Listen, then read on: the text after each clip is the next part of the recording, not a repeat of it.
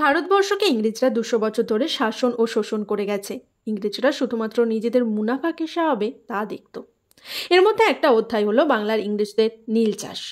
এই নীল চাষের জন্য পেটে দুবেলা ভাত পড়ুক বা না পড়ুক পিঠে চাবুক ঠিক পড়তো। নমস্কার, আমি বিথিকা। আপনারা আছেন গল্পে বিথিকা ইউটিউব চ্যানেলের সাথে। আশা করছি আপনারা আমার ভিডিওতে একটা করে লাইক করে দিয়েছেন। আজকে আমি আমার ভিডিওতে নীল চাষের বিষয়ে বিশেষ কিছু তথ্য আপনাদের সামনে তুলে ধরার চেষ্টা করব।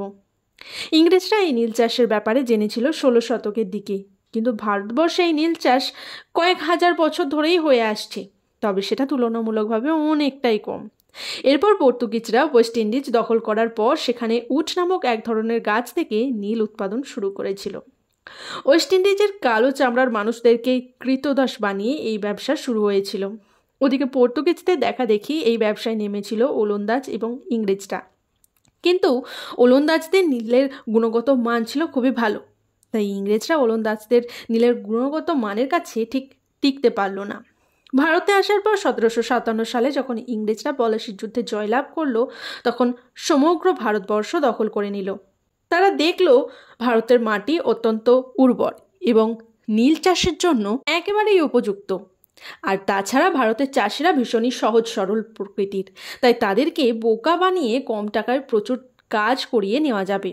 আচ্ছা, এখানে একটু বলে রাখি, নীল শব্দটি এসেছে ইংরেজি ইন্ডিগো থেকে। এটি কিন্তু ইন্ডিয়া থেকেই গেছে।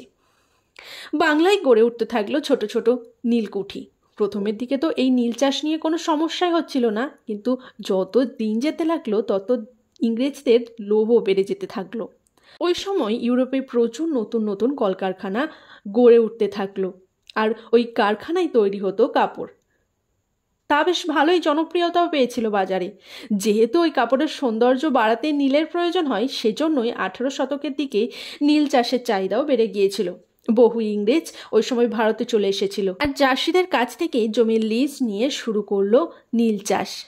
ওই ব্যবসা যে করতো সেই খুব তাড়াতাড়ি বড় লোক হয়ে যেত। এতে করে ইংরেজদের মুনাফা হলেও সমস্যায় পড়লো চাষিরা। যে জমিতে ধান গম সবজি চাষ হতো, সেই জমিগুলিতে শুরু হলো নীল চাষ হওয়া। এই নীল চাষ ছিল যেহেতু অন্যান্য চাষের থেকে আলাদা, সেজন্য নীল চাষ অত্যন্ত কষ্টকর ও ব্যয়সাধ্য ছিল। নীল চাষের পর নীল গাছ থেকে রং উৎপাদন করার জন্য প্রয়োজন হতো প্রচুর পরিমাণে স্বচ্ছ জলের, যেটা পাওয়া যেত নদী থেকে। তাই এই কলকারখানাগুলি সাধারণত গড়ে উঠত নদীর ধারে। নীল গাছকে কেটে একজন কৃষক গাড়িতে করে বোঝাই করে নিয়ে যেত ওই কারখানায়।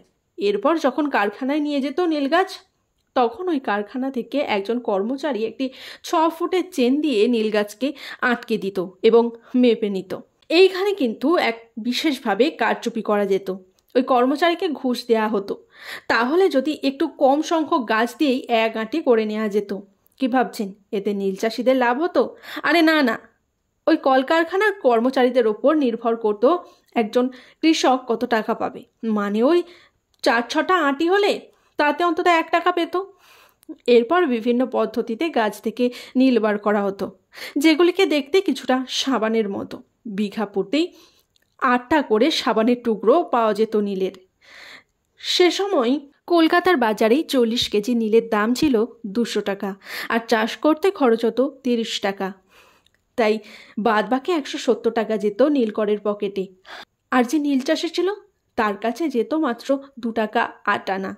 এই দিয়েই তাদের সমস্ত সংসার চলতো এবং ঘুষ দিতে হতো। সাথে তো নীলকরদের অত্যাচার ছিল ফ্রি। প্রথমের দিকে ইংরেজরা চাষিদের বোকা বানিয়ে তাদের টিপছাপ নিয়ে অগ্রিম টাকা দিত, কিন্তু এই নীল চাষের লাভ কিছুই হতো না। প্রত্যেক নীলকুঠিতে থাকতো একটি করে জেল, যেখানে তারা অবাধ্য চাষিদের বন্দি করে রাখত এবং অত্যাচার করত। সাথে মহিলাদের ধর্ষণ ছিল খুবই সাধারণ একটা ব্যাপার ওই নীলকুঠিতে। অনেকে তো এই অত্যাচার সহ্য করতে না পেরে পালিয়েও যেত, কিন্তু যারা ইংরেজদের হাতে ধরা পড়তো তাদেরকে ওই জেলে বন্দি করে রেখে চালানো হতো অকথ্য অত্যাচার এবং দেওয়া হতো ফাঁসি। আর যে ধরা পড়তো না, তার ঘর বাড়ি জ্বালিয়ে দিয়ে ওই জমিতে আবার শুরু হতো নীল চাষ করা। যে জমিতে নীল চাষ হতো সে জমি হয়ে যেত অনুর্বর। পুলিশের কাছে নালিশ করা হতো, উল্টে ওই চাষিকেই মারধর করা হতো। এইসব দেখে ব্রিটিশ সরকার কিন্তু কিছুই বলতো না, কারণ লাভের টাকা তো তাদের পকেটেই যাচ্ছে। এই নীল চাষ রমিয়ে চলছিল 100 বছর ধরে। আর তারই ফলস্বরূপ বাংলায় হয়েছিল ৭৬-এর মন্বন্তর। এই সমস্ত কিছুর প্রতিবাদে ১৮৫৯ সালে নদিয়ার চৌগাছাতে প্রথম নীল বিদ্রোহের সূচনা হয়। তারপর ধীরে ধীরে এর আগুন ছড়িয়ে পড়েছিল যশোর, খুলনা, পাবনা, ফরিদপুর, মালদা, মুর্শিদাবাদ সহ আরও বিভিন্ন জায়গায়। প্রায় ৬০ লক্ষ কৃষক এই বিদ্রোহে সামিল হয়েছিল। হাতিয়ার হিসাবে ছিল বর্ষা, তলোয়ার, ঢাল, লাঠি ইত্যাদি। এই নিয়েই তারা বিদ্রোহে সামিল হয়েছিল। প্রথমে তো চাষিরা গিয়েছিল ব্রিটিশ সরকারের কাছে নালিশ জানাতে নীলকরদের বিরুদ্ধে, কিন্তু যখন তারা দেখতে পেল ওতে কোনো লাভ হচ্ছে না, তখন তারা দ্বিতীয় পর্যায়ে নীল চাষের জন্য দাদন নেওয়াই বন্ধ করে দিয়েছিল, সাথে বয়কট করেছিল নীল চাষ। যখন জোর করে তাদেরকে নীল চাষের জন্য বাধ্য করা হচ্ছিল, সে সময় তারা তীব্র প্রতিবাদ করে তুলেছিল। তারপর যখন নীলকর চাষিদের ওপর আক্রমণ করত, তখন তারাও পাল্টা আক্রমণ করত। যখন নীলকররা কোনো গ্রাম আক্রমণ করত, তখন গ্রামের মানুষজনেরা অন্য গ্রামের লোকেদের ঢাক ঢোল বাজিয়ে সাবধান করে দিত এবং গ্রামের সমস্ত মানুষ একত্রিত হয়ে ওই নীলকর সাহেব ও তাদের লোকেদের থেকে আসা গুলি ও লাঠির মোকাবিলা করত। সাথে তারা ভেঙে দেয় নীলকুঠি, এমনকি নীল গাছ কেটে নষ্ট করে দেয় চাষিরা। নীলকরদের মাল পরিবহন বন্ধ হয়ে যায়, জ্বালিয়ে দেয় নীল চাষের হিসেবের খাতা। ব্রিটিশ সরকার যখন দেখে চারিদিকে নীল বিদ্রোহের আগুন ছড়িয়ে পড়েছে, তখন পুলিশ ও মিলিটারি পাঠায় ওই সমস্ত কিছু থামানোর জন্য। এরপর সরকার ঘোষণা করে যে যে সমস্ত চাষি দাদন নিয়েছে অথচ নীল চাষ করতে চাইছে না, তাদের বিঘা প্রতি ৮০ টাকা করে জরিমানা দিতে হবে, সাথে ৩ মাসের জেল। যখন দেখলো এতেও কিছু কাজ হচ্ছে না, তখন ছোটলাট আসে পূর্ব বাংলায়। চাষিদের দুর্দশার কথা শোনে। ১৮৬০ সালে গঠন হয় নীল কমিশন।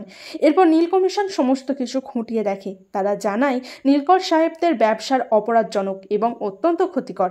তার সাথেই বন্ধ হয়ে যায় নীল চাষ। নীল চাষের বিষয়ে জেনে কেমন লাগলো তা আমাকে জানাতে কিন্তু একদম ভুলবেন না।